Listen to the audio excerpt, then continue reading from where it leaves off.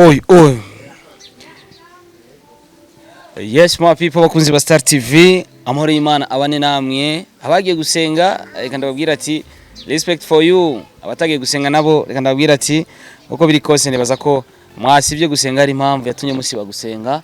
Ariko ubundi tuze turibuka gusenga Imana kubera ko Imana niba yaraturemye yaba nituma duhumeka neza, duhema neza, ibintu bikagenda fresh, ibintu bikagenda neza cyane. So abagiye gusenga mukika kudusengera, Imana ibahezagire cyane. Abatibutse kudusengera nabo nta kundi nyene. Burya uwibuka ni umuntu ufite umutima mwiza, ni umuntu nyene aba yimereye neza, abameze fresh. So my name is Mr. Boy the Sheep, Mr. Recorder, Mr. Meat, Mr. Kimararungu, Mr. Recorder, Mr. No Santima, Mr. Fashora Fashijwe, Mr. umukozi wo mu nzu. Nuko bimeze. So mugambwa Star TV behind camera turi kumwe na Elvis Photography nero ko aradufasha ano masanamu. Turi ku munsi w'Imana neza na neza igenekerezo rya 10 ukwezi kwa 11 2024. Dusa n'abagomba gusozera umwaka, dusa n'abashaka gusozera umwaka, turangiza umwaka tuje muri 2025. Warakoze sabone rero, nimba warakoze sabone birangirane ni 2024 twinjire muri 2025. Warakoze sabone ibintu bimeze fresh kugira dukwize vya bihumbi jana by'ababone kuri Star TV, tubandanye gushikirana muri gwa rukundo. Ni mu nkunda none nanje ndabakunda, dukundane rero muri gwa rukundo, mukunda ibikorwa vyanje before after ni byabangombwa mukunde na jewe kugira ibintu nyene bimacingana bigende neza cyane. So mumbonye bwa Star TV ari byinshi babinzanye, ari byinshi mbanje kuvuga, murabizi ko kenshi ntunzwe n'umunwa mbayeho kubera umunwa. Ndavuga kuri bimwe novuga ko bimaze iminsi bi trending in town, ari byinshi byavuzwe, twaragize ico tubivuga ko, ariko no munsi ngira nze mvuge ku kintu kimwe novuga ko cyaraye kigihagaragara. Ndaza kuvuga kuri Joell ari kumwe na Dramati, ari kumwe nande, ari kumwe na DJ Fernando. Murabizi ko kuri Star TV ndabazana makuru menshi atandukanye. Uno munsi ngira ndabaye inkuru tuvuge kwanza much respect kuri Joell. Numwe mu projecteur beza cyane, numwe mu bantu bakoze amahiti, numwe mu bantu amaze gutahana ubushimwe bushika nka butatu bw'umu projecteur mwiza w'umwaka, sote butatu canke bubiri kuko ico nzi cyo burashika bubiri ndabuzi, bushora kuba ari na butatu, ni butatu canke bubiri. Bisigura iki? Aramaze gukora cyane, amaze gukora amahit song menshi cyane. N'umunsi nimba Dramata hari amahit song yamukoreye ni menshi cyane, hari indirimbo nyinshi zamenyekanye za Dramati, ndetse wanashima indirimbo zimaze kumenyekana nyinshi za. So uno munsi rero ni indirimbo yamaze kujagaragara mu masa 19 imaze gushika ku 54. Ni indirimbo nziza cyane, ni indirimbo ikoze neza cyane, ni indirimbo twagiye turabona location tutamenyereye mu zindi ndirimbo. Twararonse location ya Isoko Yakera muri ville, ibiri kwirubakwa. Turabona location ari muri Fab Homes hari anye aho bita muri Quartier Miroir. Ni video utahazi udashobora kuhamenya, utarahatembera cyangwa uhasokere udashobora kuhamenya. So reka nemvuga ati much respect gufata agashiramwo Dramati, agashiramwo na DJ Fernando, bamwe mu ba hitmaker dufise mu gice cy'u Burundi, bamwe mu bantu bakora amahiti dufise mu gice cy'u Burundi, bamwe mu bantu bariko barandika indirimbo nziza cyane zinaryoshe. Nivyari kugorana yuko bakorana kubera ko murabizi ko Joell amaze gukorana na Dramati indirimbo nyinshi cyane. Murabizi ko Joell amaze gukorana na DJ Fernando indirimbo zitari nke. Murabizi yuko Joell numwe mu bantu novuga yuko bakoze byinshi, ndetse baracyara abajene, baracyari bato, baracyafise amaraso ashushe yo gutuma umuziki wacu ugera kure. Indirimbo nayo yakozwe na Joell.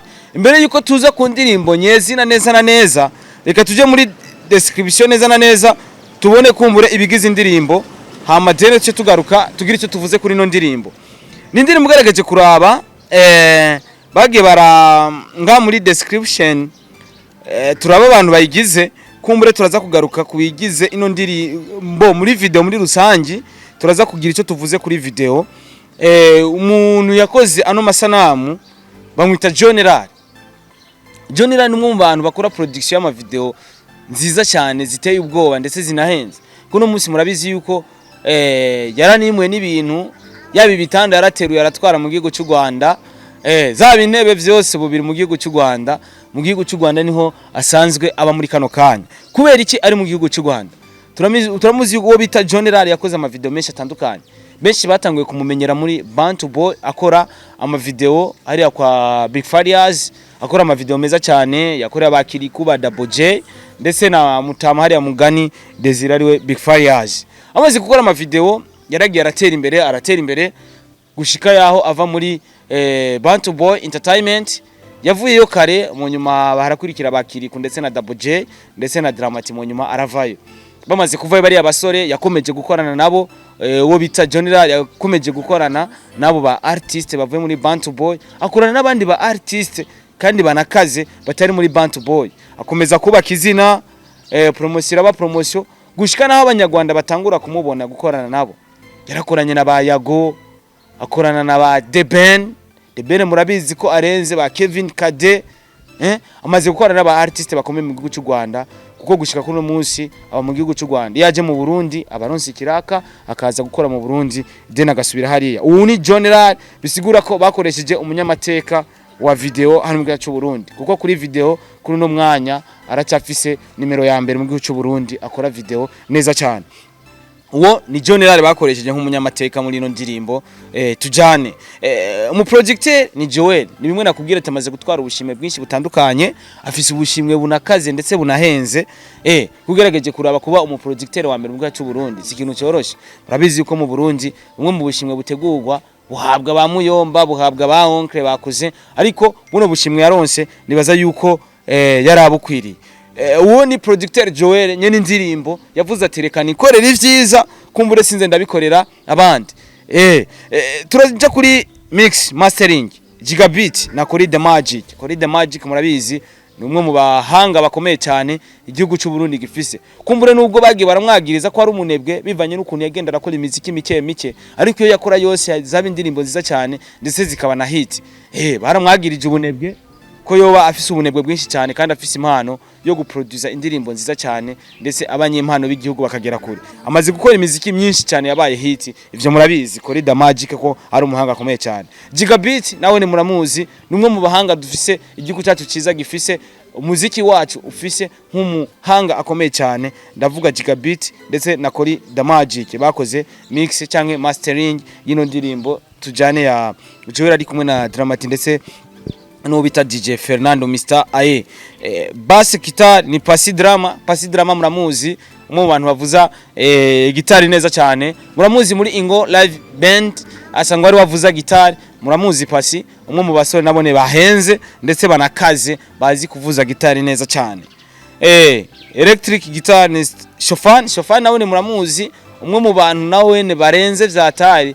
muramuzi cyane yakoze za karaoke hariya ku Mutwenzi bar n'ahandi henshi atandukanye abantu banditse indirimbo ndabona Francis Joell muramuzi ninye n'indirimbo Francis Deste muramuzi aririmba gospel yanatwaye ndetse agashimwe ka music herutse kuba harimo DJ Fernando ndetse na Dramati nibo bagize imyandikire y'indirimbo canke lyrics z'indirimbo Video Vixen ndahahagarara cyane kubera ko hano hantu muri no misi ariko haratwika cyane Video Vixen ni Delicia kuva muri Glamour Ladies ino Glamour Ladies reka tuje mu ma platform yayo kumbure barafise platform ya TikTok barafise platform ya page Facebook barafise platform ya Instagram ino Glamour Ladies irimwo abigeme benshi cyane bashika kuri 40 basanzwe bakora ama service menshi atandukanye barakora service ya protocol nibijyanye haba mu mariage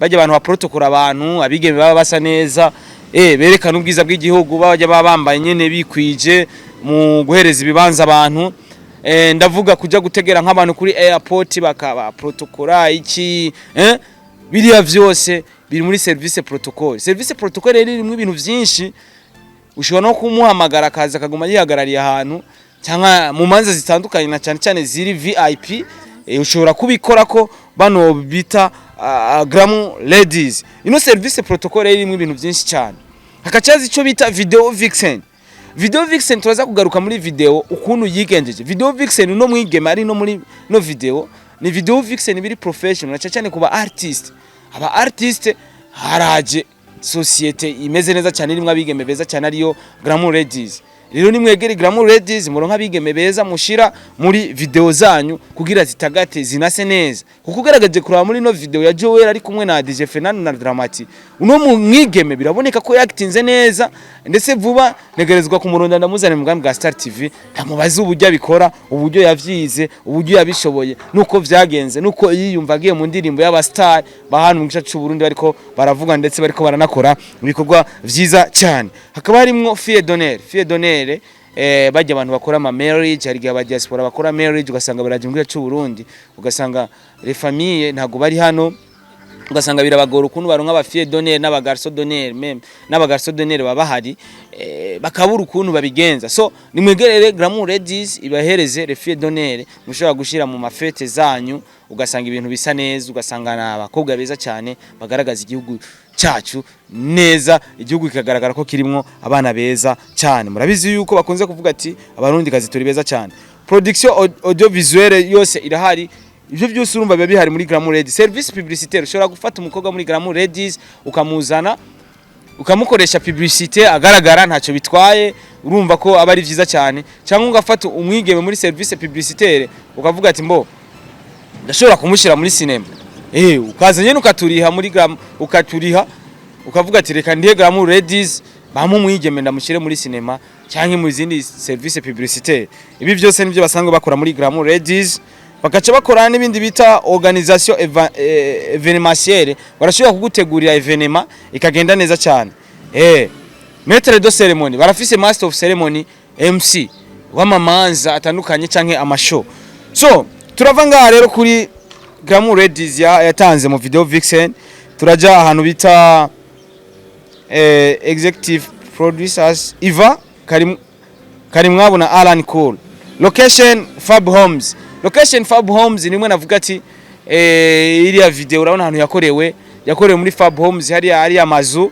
ndetse no ngaho ku isoko Yakera bariko barasanura bisigura ko Fab Homes nawe ne respect for you bro uri kurakora neza cyane urubashwe muri kano kanya kuko uri kurakora vyiza cyane mu gihe cy'u Burundi akaca hazi ico bita studio Citizen Sound nimwe ya Joell nayo ni yakoze amateka nkaca mbona na Akeza Music yagira afise studio nibaza ko ari amafoto iki n'amafoto ndibaza nibaza n'amafoto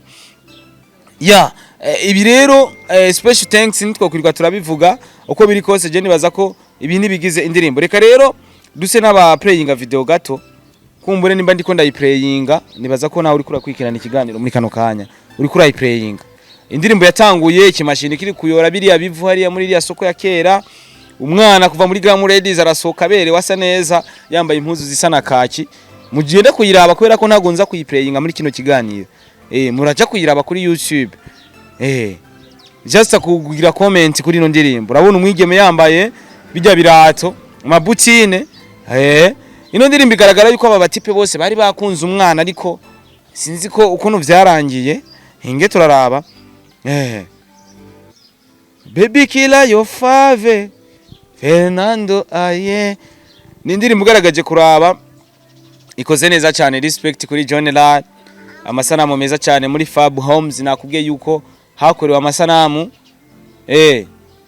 amasanamu DJ Fernando yaraberewe ku ino ncuro wamwambise nawe ne respect warambise umwana mwiza cyane kuva muri Glamour Ladies cyangwa Glamour Ladies bivanye nuko wabivuga nawe ne respect Glamour nayo ndabona iri kwandika amateka kuko nabonye no kwa Kidumu aribo bafashije Kidumu guterura igato nuko Kidumu araza rakata gato byari byiza cyane bisigura ko bano bigeme bagezwe mu gisagara ca Bujumbura sinzi ibintu bakoresha kugira bagere kuri runo gwego ni ibintu twari twabuze mu gice cy'u Burundi Glamour Ladies yarabizanye kandi biri professional ndetse amatwa asumira no muri leta barariha ni ibintu bizwi na leta birandiswe biri professional amafaranga barayariha ku mwaka muri OBR bari amafaranga bariha nkuko abandi batanga ajya amafaranga yo kuriha urazi ko abadandaza barariha rero ino Glamour Ladies ni nk'abadandaza bisigura ko nabone barariha muri OBR bisigura ko nabone bari gukora byiza cyane wifuza rero kujya muri Glamour Ladies na cyane muri video Vixen no bambwiye ko bakeneye abantu benshi urashobora kwiyandikisha canke ukabarondera ku ma platform yabo kugira ushobore kugaragara nawe muri Glamour Ladies so ugaragaje kuraba indirimbo ko yanditse nuko video imeze vraiment yanditse neza na video imeze neza cyane. Ugaragaje kuraba ko indirimbo ihera iza kurangira urumva umuntu wese yaramushaka no mwigeme, ariko ukuntu irangira iza kurangira bose bagiye n'amashugwe bibaza ko bagiye guhereza umwigeme, kumbe hari uwundi mutipe nyene wo bwite. Barahavye barahaba mu ndirimbo barasaragurika, ariko byarangiye atari umwe amukomye uno mwigeme, byarangiye atari umwe amutahukanye, ahubwo babonye umutipe asohoka yambaye costume niko indirimbo yarangiye. Uno mutipe bita Ipax byarangiye nyene asohokanye demo, bari bazi ngo demo ngo bariko barayigwanira, kumbure bari bazi ati umuntu umwe araza gutahukana iyo demo.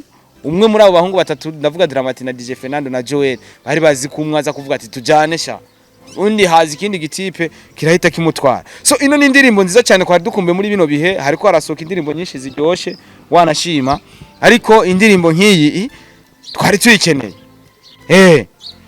Ushaka kuraba ino ndirimbo ja ku rubuga wandike Joell, ni indirimbo yagiye ku rubuga Joell afise 8,000 vy'ababone, ariko kuno musageze ku 15 n'amajana 6 ababone bamaze kuba benshi, bisigura ko amaze kunguka hafi 8,000 bibura vy'ababone.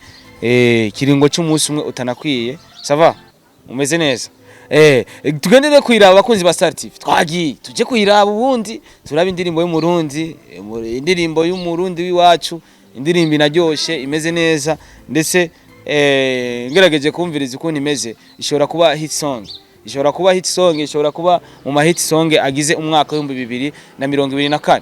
Indirimbo iba hit song tumaze kumva mu bantu, indirimbo ntago iba hit song ndiko ndayumviriza jewe, ndashobora kumviza indirimbo kabiryoshe ariko ntibe hit song. Indirimbo kuba hit song ntibisigura kuko iba indirimbo ishobora kuba yanditse nabi wanashimika ba hit song, indirimbo ishobora kuba yanditse neza ikaba ifise buri kimwe cyose ariko ntibe hit song. Hit song rero bavuga ati itangwa n'Imana. Amazina yanje ni Starboy the Ship. Kurasabonere kuri Star TV, kurasabone kuri Star TV, hama igisigaye tuhatwiki hama twimanukire dukwiza 100,000 by'ababone. Indirimbo imeze neza cyane, tubiture buri muntu wese akurikana Star TV, tunabwire buri muntu wese akurikana Star TV atija kwiraba. Behind kama twari kumwe na Evis Photography, niwe ariko aradufasha amasanamu. Evis Photography niwe ariko aradufasha amasanamu hano mu bwami bwa Star TV kugira dushobore kuronka amasanamu meza cyane. Imana ibahezagire cyane. My name is Starboy the Ship, Mr. Recorder, Mr. Mint, Mr. Kimararungu, Mr. Loving Town, Mr. Ubeshi, Mr. Fashara Fashijwe, Mr. No Sentiment. I support everybody in our country. I love you too if you love me. If you don't, I don't care for that. Support my job only. Avado gagner la gueule extérieure, vous devez gagner ses dollars intérieurs. Nta muntu numwe nigera nshigikira nicyo gituma kuri Star TV vuga buri mu artist wese. Nubwo hari utugwi twagiye turiharira bamwe uruvuga ati je nzashigikira abantu abanyenza nzobikumira, ariko kuri Star TV suko bimeze. Imana ibahezagire mwese mwakoze sabone vuba turakwiza 90 dene dukwize 100,000 by'ababone. Imana ibahezagire. Respect kuri mwese mwakoze sabone. Imana ibahezagire. Thank you.